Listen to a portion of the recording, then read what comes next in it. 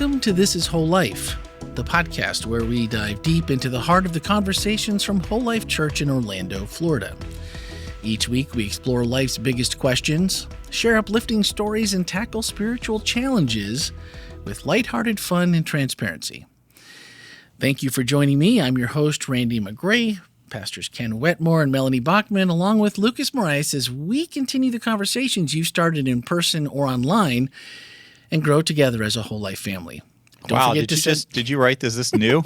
Don't forget to send us your questions, comments, and insights because your voice matters here. Now, the big question, is it Randy or is it AI? I feel like it must be AI. Let's explore how to live a whole life in grace and love. So what do you think? Oh, that was pretty good. It felt a little... I knew it wasn't you. So as we are discussing this week, if you have been following along, and last week you know that we were diving into our new Great Question series, and this week it was, how does AI fit into our worldview as Christians? So I thought that instead of doing my normal introduction, I would let ChatGPT do it for me. And Chat what? ChatGPT. Okay. They did it for me. So all I did was say, how would you rewrite an opening? It's kind of like Trevor Kelsey, right? Trevor Kelsey? What did I say? You said Chat GTP, I GTP? think. I don't and Ken know. said Travis Kelsey. Yeah. I know I said Trevor Kelsey. Trevor So, Kelsey. yeah. That's true. Maybe I live under a rock. I think it was the word. I think the one it was. Pretty much it. And there's My some... daughter's like, I don't even watch football, and I knew the answer to that one, Dad. I can't believe it's like the whole congregation in unison. I was like, well, at least people were paying attention. There we go. They're dialed in. And in their summation paragraph, ChatGPT said, this intro reflects the engaging, community-driven spirit of the podcast, focusing on the mission of deepening connections with God and others. And I thought, Wow. I like it. overall, and all I asked it to do, I didn't give it, because you can't give it a URL because it's like to a transcript or anything like that because it doesn't know what to do with it. But if you just tell it, This is Whole Life podcast, write me an introduction for an episode and for the podcast, and that's what it came back with. Overall, That's pretty impressive. it did a pretty good job. Yeah. Just by going and searching whatever was online that is connected to This is Whole Life. So I thought that was Yeah. Awesome. But also it was very easily debunked as not a deep fake. That was a shallow fake, a thin fake. Well, to be honest, that it was you talking. Yeah. You were reading it. So Sure. I mean, if we were really advanced, we would have cloned your voice and had the. Well, Lucas, next time. Next time. Yeah. Next time. We actually know how to do this, don't we? Yeah. Not that's never happened. have It has around here happened. before. We've actually. This is a true story. Can we tell it? Yeah, I think so.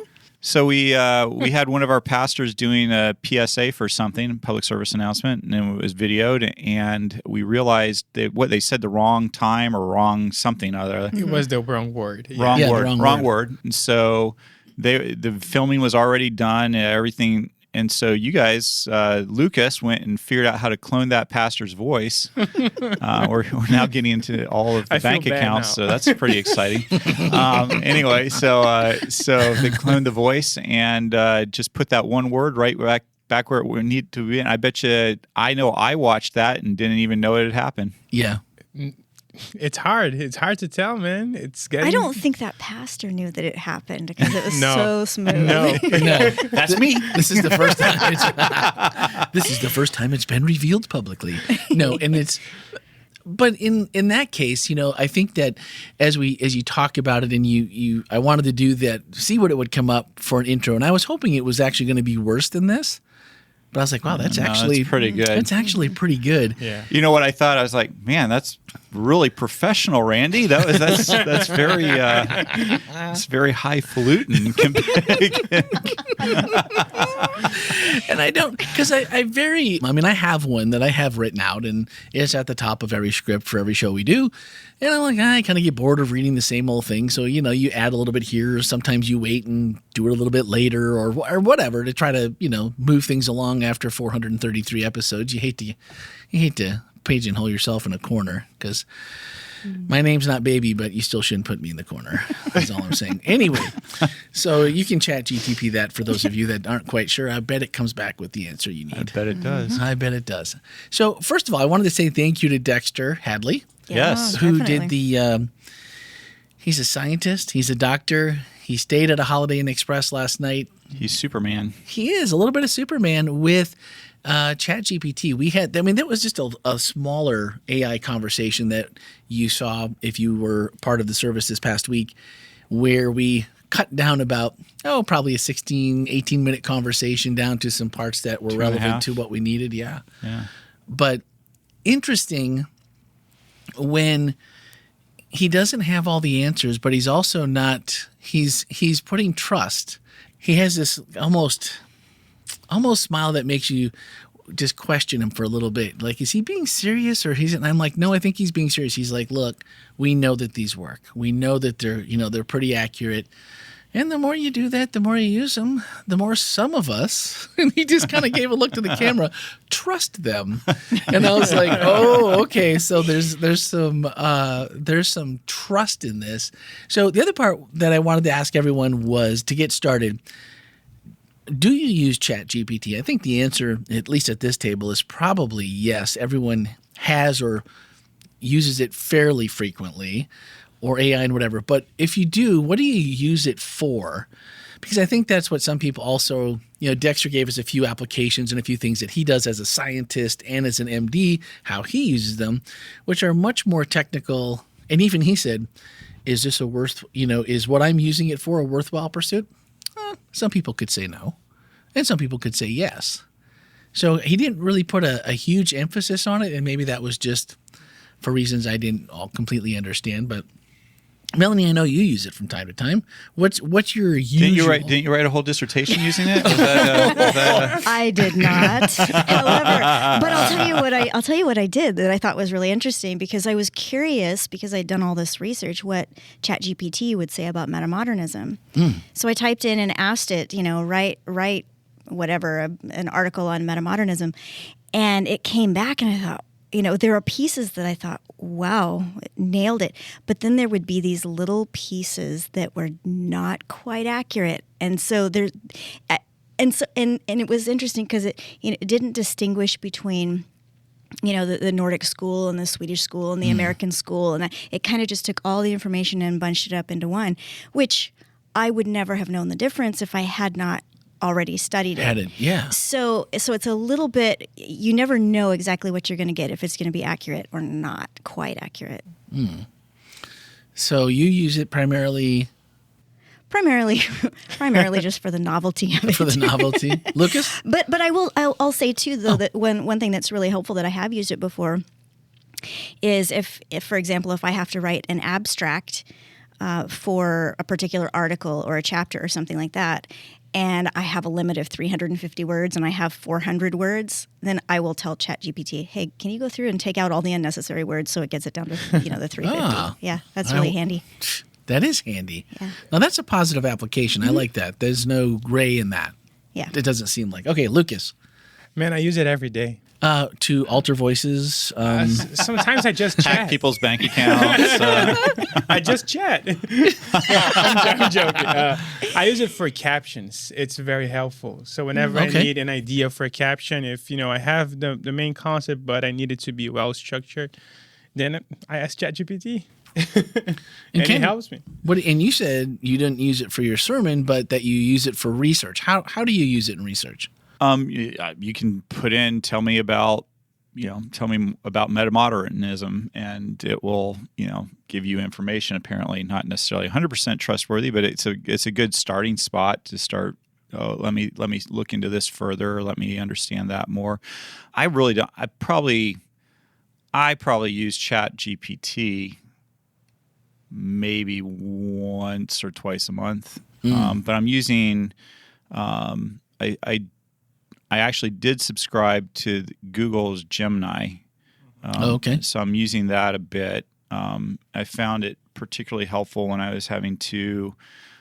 I probably had about 8 PDFs with maybe 400 or 500 slides from presentations, and I was having to collect information about those things, and so the cool thing is I had them in a folder, a Google folder, and I asked Gemini to said, tell me about this. And it went through all those slides in the PDF and would come back with, it would pull out the ones that I needed to have information from. And it was really cool. It was awesome. It was a nice way of not having to go through 500 slides on my own and to do it just much more quickly. Yeah. And one of the fun things is this week, I know most people don't know it, but I have a blog that I occasionally will do. I'm thinking that I might not do it much longer because I just don't think people are reading it. But prove me wrong. Tell me you're reading it and you want it to keep going. But I did this one. I actually the one that I did this last week was on AI. It was actually the AI sermons, like the sermons that were written by AI. About that's AI. Right. Yeah. And so I was looking for a graphic to go with them. And so I typed into my Google search, I was like, AI sermon. And then I looked for images. Well, almost all of them were copyrighted. And I thought, oh, wait, I wonder if I could put into like ChatGPT or Gemini, create this image, create an image of a robot giving a sermon in a Seventh-day Adventist church. And sure enough, it did. So, and there, for those of you in the studio, you can see the image it created. Wow. Because you guys haven't read my blog either. Not yet. No, I'm going to have to. So, anyway. Except why is the pulpit on both sides of that picture? The pulpit's on both sides. It's probably Julian. The back door is actually a platform. You know, I feel like he's just preaching from the back of the church this week. That's what I think is going on. So. Mm-hmm. I mean, very cool though. Very cool. No, that is cool. Hurry up, copyright it. I should have put him in the. They will fix it in the next version. That's right. There we go. Well, it's funny that you say that. Like, in the only time that I think I've used ChatGPT until this week twice ever, and then it was we have a library of assets that we can use, creative assets, whether those are pictures and stock video, music. And Melanie and I were trying to find something that worked under Dexter's video because, it had a very techie looking background and it had some other, pieces. We shot it on a green screen. And when you tried to put music underneath of it, because we did this really cool intro in After Effects and made it look really cool. And we thought, this will grab people's attention. And then anything we put under music was like, wah, wah, wah, wah. So we were like, okay, let's try dubstep. Let's try this. Let's try that. And then the final one was AI pad. Search for an AI pad in the music of this library, and all of a sudden it's just like not too much, not too little, not too fast, not too slow, and it was like just perfect. And so the AI was like, save the day, right? Like everything we've talked about are all pretty positive things. Like, Ken talked about, it's how you use this, and that's what Dexter said too. It's how you use it, what's your intent behind what you're doing, and that's everything can be good and bad. But I think it's really the creepy side of the ChatGPT that we worry about. And this article came out in Tech Times. This is on September 4th of this year, and I will have a link to the show notes for you. That, how many times have you having a conversation with, I can have one with Lucas, Melanie, your spouse, and all of a sudden, 10 minutes later, whatever you were talking about shows up on your phone. And we've always heard from, Google and Meta and all these companies like, no, we don't listen. Nobody's listening. Finally, a report came out last week that confirmed that marketing firm Cox Media Group has a software called Active Listening that can, and I quote, it's listening to user conversations via the smartphones through its so-called active listening software. With this, the company will push advertisements that users will see on certain platforms based on the heard conversations as unveiled by a report. And it was revealed that CMG admitted this via a slide deck unveiled to investors. They weren't anticipating this going all the way out, but it detailed how it can listen in on a conversation. And CMG is known for its massive partnership with Meta's Facebook and Google, among other big tech clients. So, the whole time when people are like, I don't think I trust AI. I don't think I trust things like, these active listenings and then being able to turn that into something that's targeting me. It feels very targeted. I mean, technically, they were telling the truth. No body was listening. They didn't say no robot was listening. This article, you'd have to read it for yourself. I think there is it seems like there's more to it than just the bots listening. But either way, I was just trying to find a loophole for him. Well, Yeah. the other part is that it's not about closed not it. trusting the AI. It's not about not trusting the people who are running the AI. Yeah, that's yeah. what it really comes down to. yeah. And so, and this goes against, I mean, they know people don't want this because this goes against all of those, even their own agreements that we all click the box so we can use it and say accept, but that we haven't actually read all the way to the bottom because it's 176 pages of legal jargon that you wouldn't know what you were signing anyway. But I really thought that the way, Ken was talking about how, anything can be used for good, anything can be used, for bad. And where does the line, I mean, just thinking about the four of us sitting here, what's the line where you feel like things cross that line where you're like, I don't know if I really, does the good outweigh the bad? Or do I want to be, is this something that we should be using it in church? Is this something that is overall going to be a positive, even if we're using it to the best of our abilities to do the right thing? Or is there a spot where we would say, I don't know if this is, I mean, I think it's here to stay. I don't know if we have a choice necessarily, but, or is that it? Like we don't have a choice. We just have to ride along and do the best because it can't be changed. Can't put the genie back in the bottle. I don't know. I feel like there are just so many things in this world that can go really right or can go really wrong, right? I mean, Yeah. Our body is made up of water, and yet you can drown in water. In fact, lots of people have done that over the years. You can waterboard. That's not a particularly positive use of that. Actually, it's not a positive use of it.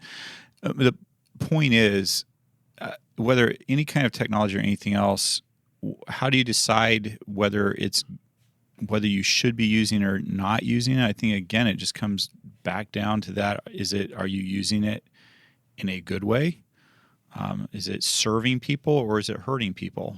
And if you're hurting people with it, then you shouldn't be doing it. And if it's helping people, that probably is a good thing. But then you get into, I mean, and this is where ethics, and this is the reason why people get PhDs in ethics, because there's a certain amount, there's the this helps a bunch of people, but it also hurts a group of people. So it helps more people than it's hurting, but does that outweigh the hurt that's being caused? And that's where just you have to be super thoughtful about things. And sometimes, even though something is benefiting a majority of people, it's not worth doing because it's hurting a minority in a way that's significant. And so these are all things that, again, people have to really ponder and think through. And but the fact of the matter is, especially with AI, it's just not going to go away. You can go ahead and be like, I don't like it. That's fine. It's not going anywhere. It is going to stay. It's going to stay as long as we have electricity and microchips. It will be around because it's become too embedded in human beings' lives for people to give it up at this point. It's kind of, it's just one of those things that if, again, like I said in the sermon, if it came up missing tomorrow, if all AI left, we would feel like we were back in the Stone Ages. We really would. Well, it was in the chat this week. There were a lot of the conversation rolled around as you were going through the message about how people didn't realize like AI in the 1970s in your car.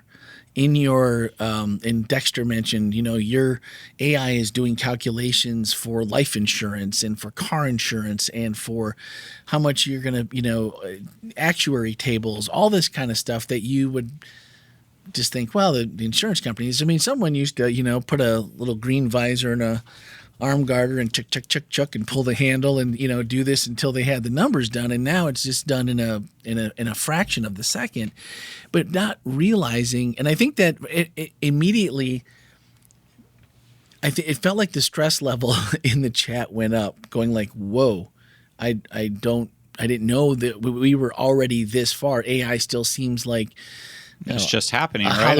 Hollywood ChatGPT. concept. I just heard about that a year or two ago, right? Well, and it was funny because, and I forgot to go look this up. So I'm gonna trust Stanley, who was our online host, and he said that it took GPT only 5 days from its launch to register 1 million users, and I read somewhere else it took Facebook 10 months to do the same, to get the million user, just to give people an idea of like how popular. But then also, it's the new Google. Yeah, it kind of is. And like he said, it's the new, Dexter mentioned it's the new internet. But for those that might feel like, all right, it's taking off at a pace that can't be, just taking over. It's going to have our whole lives taken over. We're going to be robots but in 20 years because of how fast this is growing. Because Elon Musk is putting neurochips in our brains. Where do you sign up for that? Where do you? I don't know. I mean, I'm not going to say it on here, but I can send you the link if you want it, Melanie. Is that in Grok? Say that again. Grok? That's his AI engine in.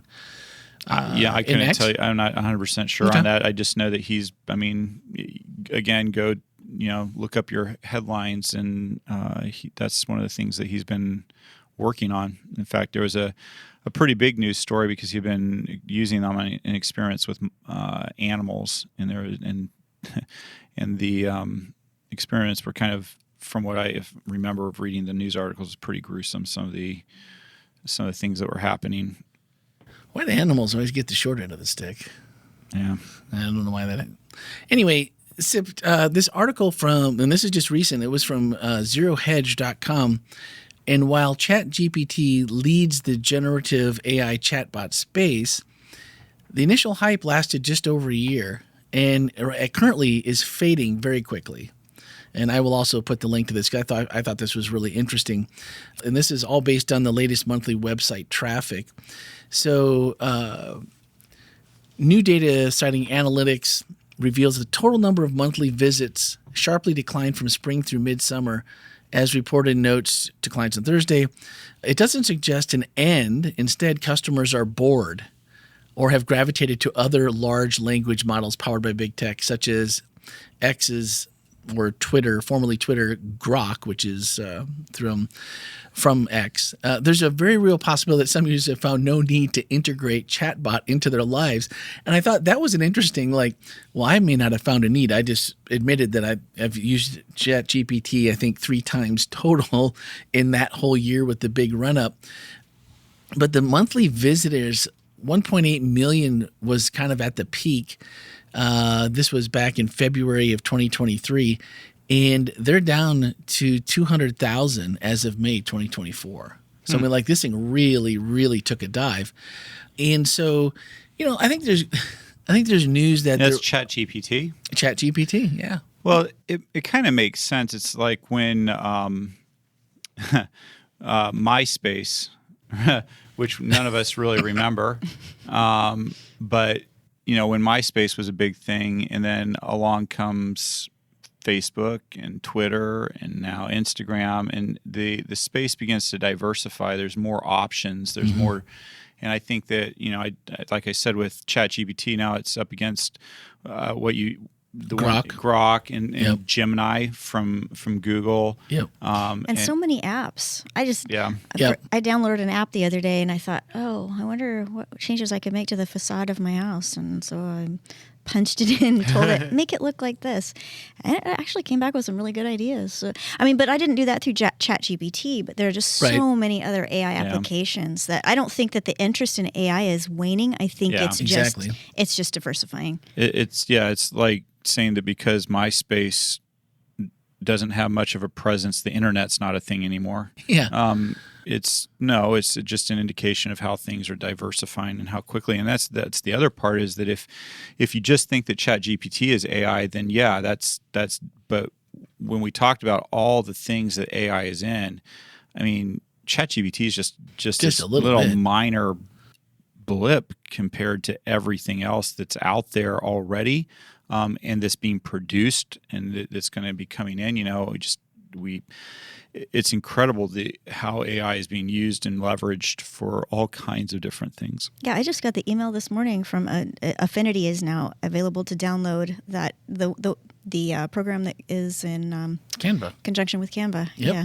So they're trying to. If you don't know what Affinity is, it's like Adobe Creative Suite. Cloud, and so they have a couple of applications like for Photoshop and Publisher and another Illustrator. one, and Illustrator, and we have an account through Canva which does a ton of AI. I mean, Canva is almost all AI, and since Lucas has been here, I'm like. I've barely used Adobe Suite because Lucas is like, you want to change that picture? Just do this and highlight this and just tell it what you want. And I'm like, what? Isn't that somewhat sickening? Like I know. my daughter and I a year ago were having a debate about whether Canva was legitimate compared to Photoshop and I know. Yeah. and I'm like, no, real illustrators, they use Illustrator and they use this, and now I don't know. We used to be such creative, sweet snobs, and Oh, now I we're know. like Canva. And now we're like, look, we're going to get rid of some. Well, for the church, we can save money and ditch a couple of our licenses.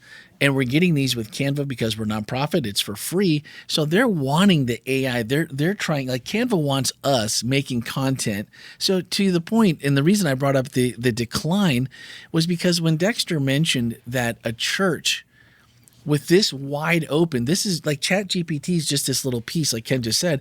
And so the using it for good, using it for something positive, we can be trailblazers in this because it's wide open. And that's why ChatGPT is down, because people are like, oh, wait a minute.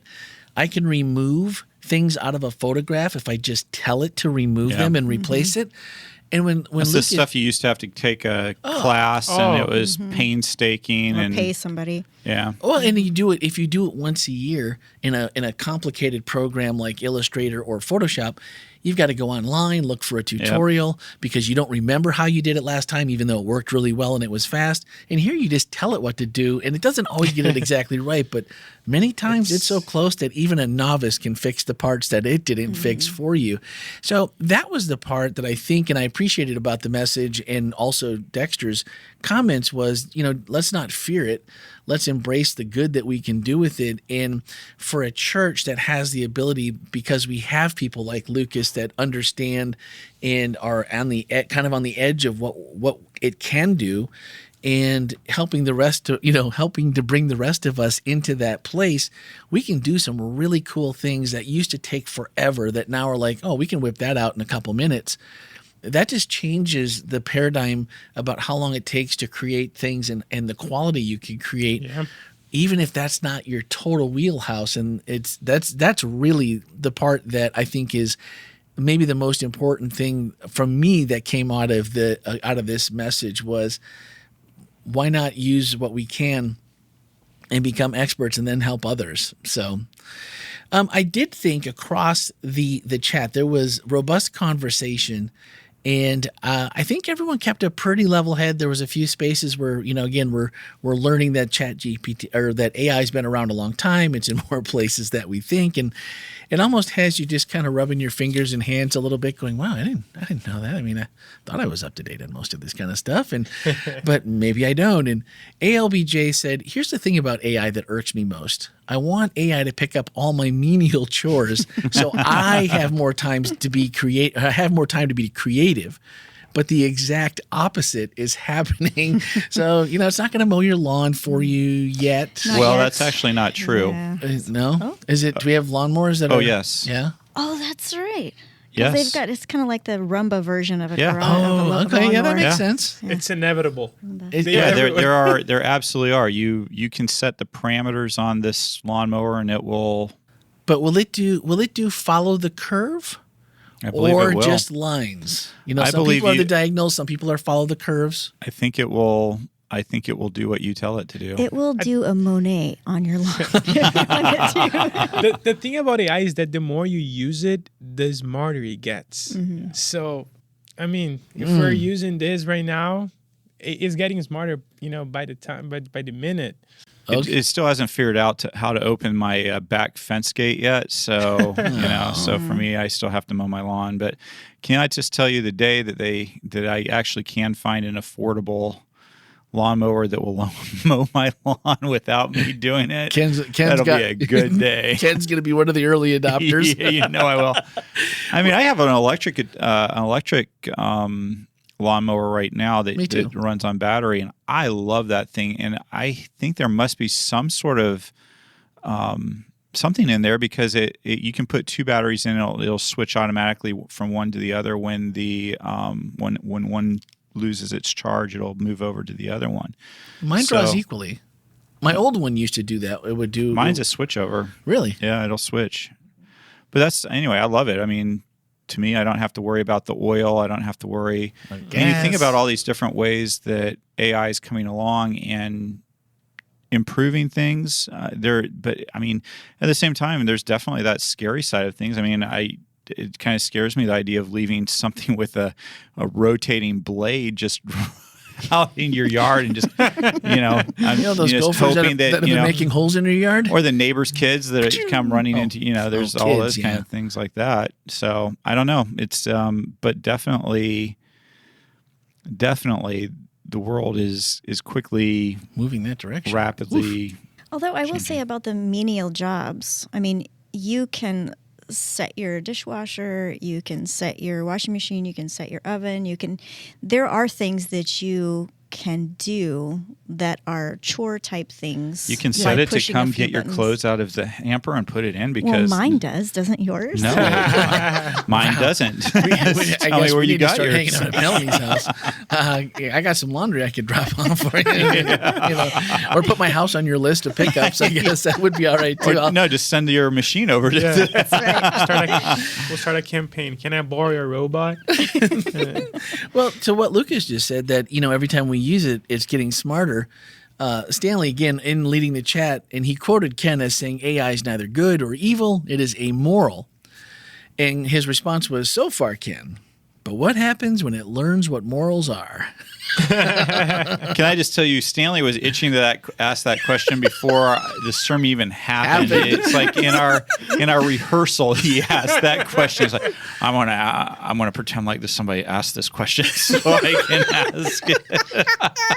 I got you, Stanley. We can do that. We can make sure it gets answered. How does it not? I mean, if you type in "is this moral or not moral," it's going to spit out a whole dissertation on whether or not something's moral. Well, what would be its parameters? Would you ask it, would this be moral within a Christian worldview, or through maybe a Muslim worldview, or does it have to be even religious worldview, or a agnostic? Well, you could pick your favorite ethical framework that whether you're whichever ethical framework you prefer, and put that and have it spit out for you that. So what was Stanley's question again? Because I feel like maybe we aren't answering it. What happens when it learns what morals are? And to Melanie's point, it already is learning what morals are, but we're the ones telling it. And I think what his point is, what happens when it starts deciding what morals are, and which is correct and which is not correct. And where all the movies always take this particular one is world annihilation, when AI takes over the nuclear arsenal, and then decides that human beings are causing too much problems on the earth, and so it's time to eliminate humanity. That's what you see in the movies, and it doesn't, it used to feel like far-fetched. It doesn't feel as far-fetched anymore. Yeah, sure. So, Stanley's question is, what happens when basically this AI gets to the point where it starts making its own decisions, and comes to the point where it says, hey, this is what I want to do, and you're programming me to do this, but I disagree with you. I want to do that. So it's autonomy. Yeah. Right. It becomes autonomous by its own self. And the other part that really got people, I think this was the biggest by far in the chat, was Anonymous asked, this was during second service, does anyone worry about the loss of human jobs that AI has already been replacing? And Asking replied, I think that's a fair point, but I understand they anticipate many jobs may be created because of AI as well. Guess we have to wait and see. Many people thought the same thing when computers became prominent. And so while I was there, I was in the chat, and the jobs that are going to go, unfortunately, as they always do, will be the low-paying, less skilled workers that will be affected first and foremost. And I'm going to put this, there's a report by the McKinsey Global Institute. You're about to quote that, yeah. And it says AI will turbocharge all kinds of these kinds of changes. The ingoing model is about 20% of activities can be automated away. That's crazy to me. When we layer on generative AI, that jumps to 30%. 11.8 million workers in these occupations may need to find new jobs by 2030. That is what percent? 11.8 million workers. The one I'm looking at says about 14% of employees will be forced to change their career because of AI by 2030. Yeah, the jobs in these four categories, and they listed these different, but they were all like McDonald's, CVS, which we already know they have kiosks now at McDonald's. CVS took away a lot of their frontline employees, and you can do, of course, self-checkouts everywhere. But the jobs in those four categories make up 39% of jobs in the U.S. The defining question is what happens to them. Well, think about what's going to. To me, I love this kind of thinking about the future. But you think about it. You go into a grocery store now. You get all your groceries. You walk through the checkout. I don't think we're that far away from you going to the grocery store, and if you're not ordering your groceries online already, you walk into the grocery store, you get the groceries you want, and you just walk right out the door with them because it'll scan them as you're walking out and take it right out of your bank account. Because Amazon UK does it already. Yeah, there are some stores, I can't remember which ones they are now, but you can walk in and you actually just scan the code on the back and it adds it to your total as you walk through the aisles. Mm-hmm. But I think, and that's the interesting thing, because I read an article about how many jobs could be lost by AI, but then how many jobs could be gained, and it was a net gain of something like 12 million jobs. But I guess the question is, what kinds of jobs then would that net gain include? Well, they're saying higher wage earners will also be affected, but they're less likely to get thrown out of work, meaning you used to do this because you programmed AI, so you know about it, but so now you're going to become a different type of manager or something of that, where you won't actually lose or be fully replaced. But you remember when the internet first became a thing, how they were saying this was the end of all jobs for everybody and nobody was going to have a job. Sure. And I think there's a real concern, and I think it's one of the things that we have to be really thoughtful about. I think it's one of the things I hope our political leaders will be thoughtful about as they plan for the future and as they think about the economy. It would be nice if higher, institutions of higher learning and high schools would be thinking along these lines too, to help people as they're planning for what jobs that the future may hold. I think one of the difficulties, having two children in college right now, one of the things I preached to my children, I said, look, you have to think about the degree that you're going to get.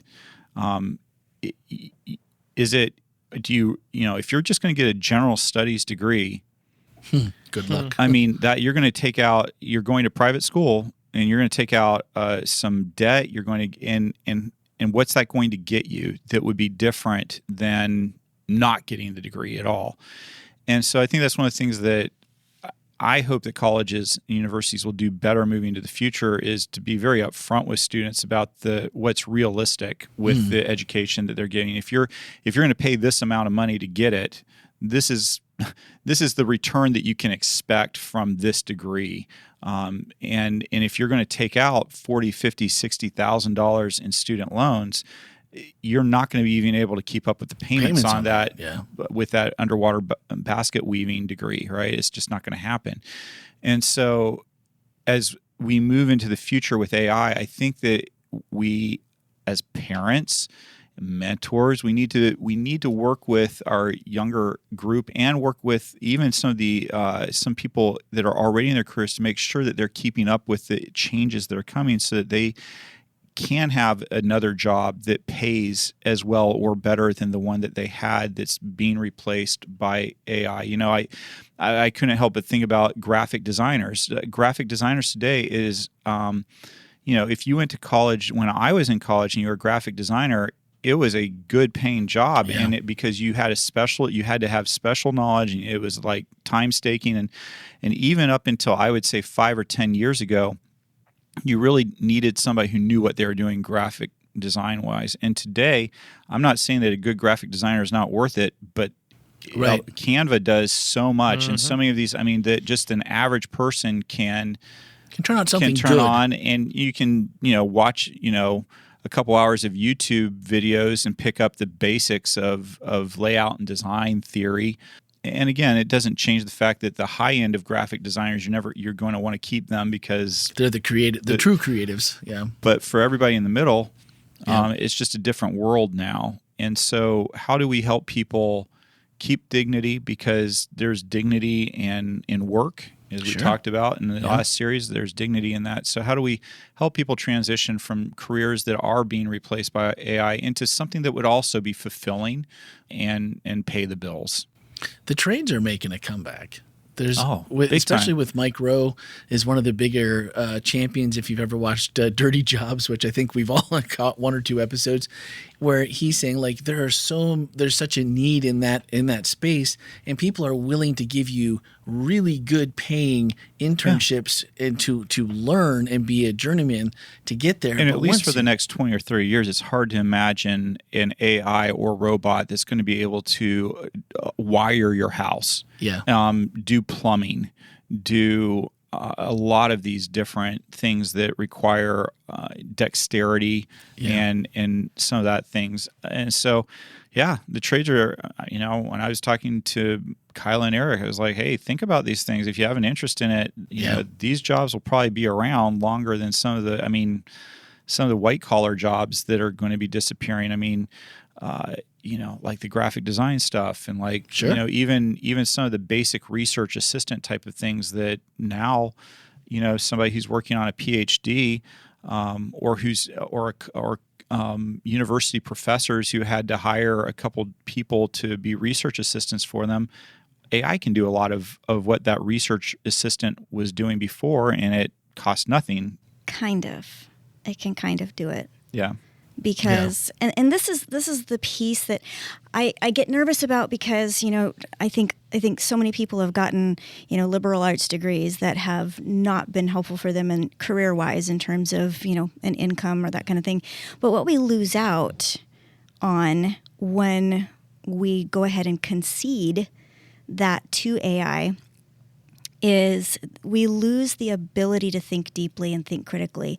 We lose the ability to appreciate, organic type art. We lose the ability. We lose out on a whole demographic of people that have added richness to our culture for centuries. And not that AI can't bring us something beautiful or wonderful. It already does. But I would hate to see us just go ahead and concede all of that. Let AI do the thinking for us. Because still, like I said earlier, if I had gone in and typed in metamodernism and knew nothing about metamodernism, I would have thought, oh, this is great. I've got all the information I need right here. But it wasn't fully accurate. In fact, there were some things that were actually wrong. So if I were a professor, who was doing research, working on getting tenure or whatever, and I put this in and the information that I get back is not accurate and I don't know the difference because I haven't studied it, that's not ultimately going to be helpful. Yeah. No, and I think all these questions keep coming back to, talking about the accountability and how are we going to use it, and we don't have control over how others may use it inappropriately, at least for our worldview. Where do all these things, but it's no different than the internet. It's no different than anything else, but it's a little bit scarier in the fact this things that are predictive and it ends up being right. And you're like, that's a little sorcery here somewhere. How does this work? And it's just like thinking about God and the things you can't understand. It's a little scary sometimes because I don't understand this. I don't know how we're getting to this and why things are this way. And when it comes to the unknown in this, I think, is where people got caught up the most of it. There were a few people also, though, that I think what we're talking about has really brought some people up to speed. Ronnie Rue said, "I so needed this sermon today. Thank you, Ken." Like, so maybe I think. Oh, we should thank whoever wrote the question. Yeah. Well, do we know who wrote the question? Are we allowed to say or no? I know who wrote the question. Actually, I told you who wrote the question. Oh. Yeah. Didn't I? Yes. Yeah. I don't know if we can say names or not. That's okay. I'm not sure if we don't should. have to. Yeah, it's all right. That's fine. But the other piece that is a little bit concerning, because AI can only draw from what AI has. And when we think about the knowledge doubling curve, the how fast the amount of knowledge we have doubles, and then AI has access to that knowledge. I think back in the 1980s, was it Buckminster Fuller or somebody? Anyway, was talking about the way that knowledge has doubled, and prior to 1900, it was every 100 years. After, World War I or World War II, it started doubling every 25 years. Now, the last thing that I read was something like it doubles every 11 minutes or something like that. Word. So you have all of this new knowledge, but knowledge has a shelf life. And so you have this whole database of knowledge that is now obsolete.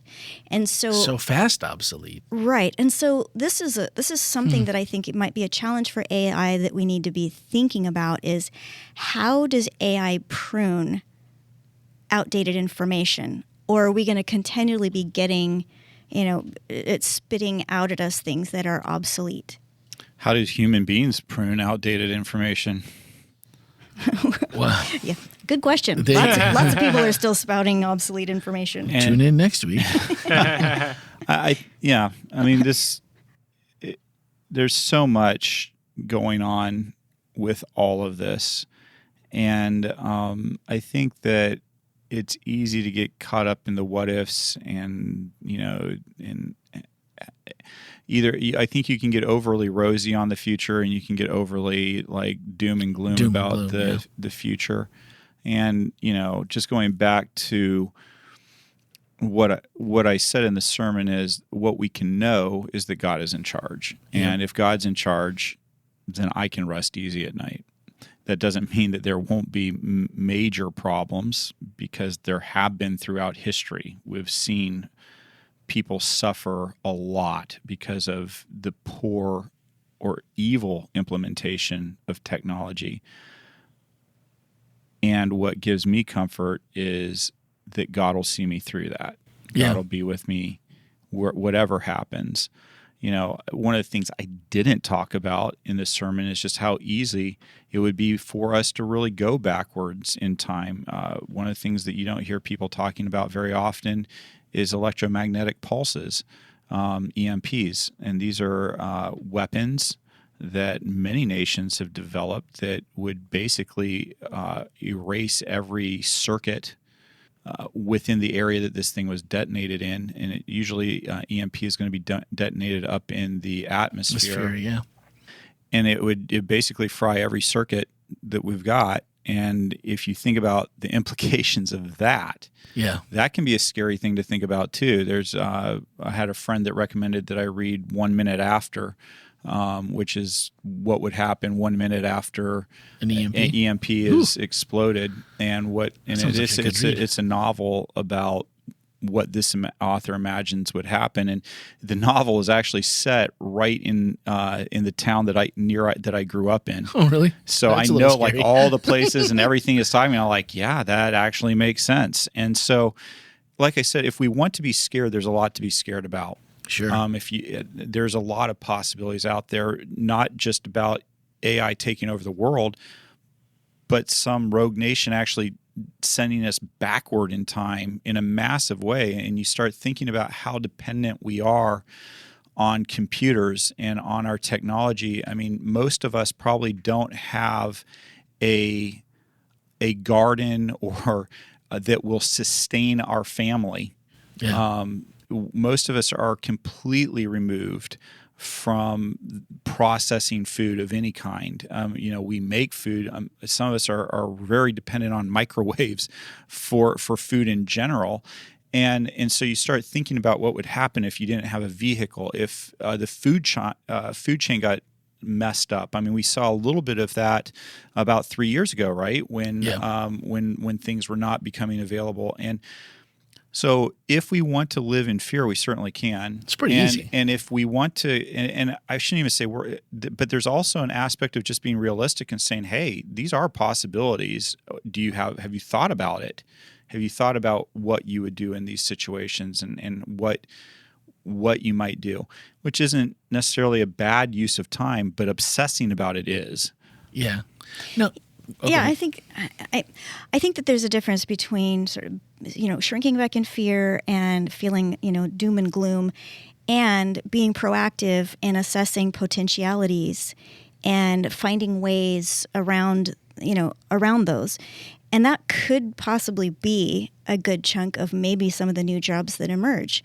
Maybe some of the job is determining how to prune information that's obsolete. Maybe part of the job is figuring out, okay, here's the potential with an EMP. Now what? Or what if? Or can this be counteracted? Or whatever. I think that we don't necessarily have to be helpless in the face of that kind of a thing. I think just as with everything that every challenge we've encountered since people lived on this earth, it's just the next challenge. But I think it also brings back, like Ken was talking about, most of us don't have gardens, or we have a garden, but it's not enough. It's not going to feed you for year round, right? We don't have, it's not big enough or successful enough yet to do that. That's really the goal, is that we would have all of our own fresh produce and citrus and all the things that grow here in Florida, that we could do that annually for ourselves. Now, that hasn't been actualized yet, because also it's really hard to do that and have two people working outside the house full time and all the rest of it. But if you look online, there's a lot of people, and I wouldn't say like when we were, it's like, well, it's a little bit of doomsday. Everyone needs to run to the hills. But there's a lot of people who are out there teaching people how to do just that. Sure. Hey, do you have a quarter of an acre in town? You could have your own garden that could sustain your family if that's something that you wanted to spend your time doing, and that's something that you wanted to prepare for, get you outside. There's all kinds of good benefits to it. So I think there's a lot of positive things that you can look at. And I think we got to all of we didn't answer every single question, but I think we answered every single question in that we covered all of the topics. But I couldn't leave this episode without us saying hello to iRobot. You're new in the chat. And iRobot said, I know one thing for sure that AI can't do, and that's bring me my salvation. God has a plan, and that is the reason AI does not concern me. So I thought that was a nice way to end. That iRobot knows. So trust in iRobot. Good job. All right, next week. I don't think that was iRobot's message, but sure. Trust in iRobot. Well, trust in iRobot knows the right answer. There we go. Now I'm with you. I'm sorry. We should trust in iRobot probably. All right, next week, this week, we don't have a great question this week. We don't, because it's our connected event, our service Sabbath, where we go out into the community and are of service around the greater Orlando, and honestly around the world, wherever our listeners are at, people who are part of our family. We hope you're taking this weekend to make the world a better place by serving in some way, and we sure hope you'll send us a picture. Lucas@wholelife.church is where you email those pictures of you being of service. I think I said it during second service that we have some church members who are going to be in a foreign country. Really? They're on a vacation. Nice. And they told me, we're not going to be there. And I was like, oh, okay. And they're like, but you know what? We're going to find something that we can do of service, and we're going to send you a picture of us doing it. Where from? I think they're going to be in Turkey. Turkey? That's awesome. Yeah. That is way cool. So, there's your challenge. send us a picture. If you're not able to help out with one of the things that we already have going on, then by all means, do something that is meaningful to you and your community that will make a difference, and that'd be great. And if you're here locally, wholelife.church/connected will get you the information you need to pick from one of 3 locations. So we have 2 farms. We're downtown in Paramore with the most awesome Desire Foundation, who is an amazing partner. 10,000 pounds of food that That's a lot. And then others, clothing, services, all kinds of other stuff that's going to be distributed not just to the unsheltered population, but also to a lot of people who are just maybe having a hard time paying for groceries right now and just need a little extra helping hand. Yeah. So big community impact that will happen this weekend. wholelife.church/connected.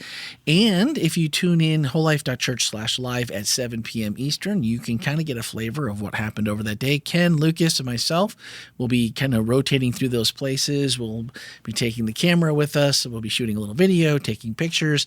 And at 7 o'clock, we will have a short worship event here, a little music, a quick message, what happened throughout the day, kind of a testimonies, recap. people telling us, coming in and saying, hey, this is what I did. It's going to be great. I hope, if you get a chance, show up at 7. It's going to be good. Yeah. Or tune in because it's going to be streamed as well. Streaming at 7. And for those of you who typically watch church in the morning, there will be something there for you. It's going to be a little bit different than what you're used to, but there will be some things at 9:30 and at 12. So you can tune in to wholelife.church/live. That would be online. If you show up here at the church, we have hygiene packs that you're going to get to get busy with, or So or a helpful person directing you to another location. Paramore. Yeah, you can still join. But if you hear this before, you'll hear this come out Wednesday morning. Go ahead, wholelife.church/connected, and get signed up, pick an event, and show up and have a good time and impact our community with us. That'll be most amazing. So then the following week is what is that going to be? 28th? Mm-hmm. And it's then going to be the next great question. And what is? Do we tease the next great question? No, we will on Saturday night. We will tease it on Saturday night. And of course, we'll have that for you next week in the podcast. We'll do something connected-minded. We'll go over a few things that happened. Maybe if there's a story or two, we can highlight those here on the podcast. So tune in then, and you'll know what the question is for next week. All right, that's going to do it. Thanks for listening, and have a great week.